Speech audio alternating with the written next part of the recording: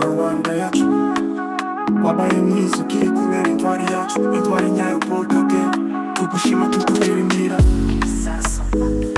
Waduhaye amahoro n'ituze, wasigaye amarira y'ibihe byashize, waduhaye icyerekezo gihanitse, ubwenge bwawe burakora nk'urumuri. Twari mu mwijima wowe uraza, inyenyeri wacanye urumuri, uturindira umutekano n'iterambere, dukomeze kukuririmbira. Intwari yacu, Kashame wacu, dutere intambwe kukuri imbere.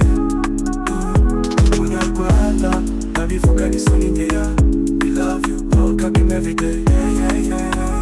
Duhe icyizere ni wowe dukesha, my president, turagushima.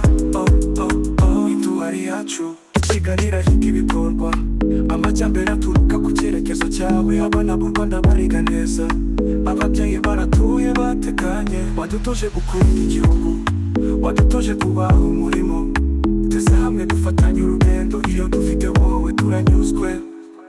Intwari yacu, intwari yacu, Kashame wacu, dutere intambwe kukuri imbere. Umunyarwanda, ndabivuga n'isoni nkeya, we love you, Paul Kagame every day. Duhe icyizere ni wowe dukesha, my president, turagushima. Intwari yacu, ibendera tuzabura, tubikuye ku mutima. Rwanda yacu irakataje, oya ntabwo dusubira inyuma. Vision 2050, turi kumwe nawe, avome tuyikubitira. Intwari yacu,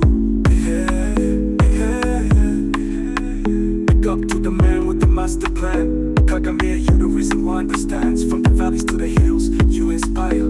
We on fire, patriotism higher. Unity, dignity, prosperity, all in one, you brought clarity. Ikigozi rubahirizwa, ubuyobozi bubone Rwanda mu mahoro, isi irakemera. Intwari yacu.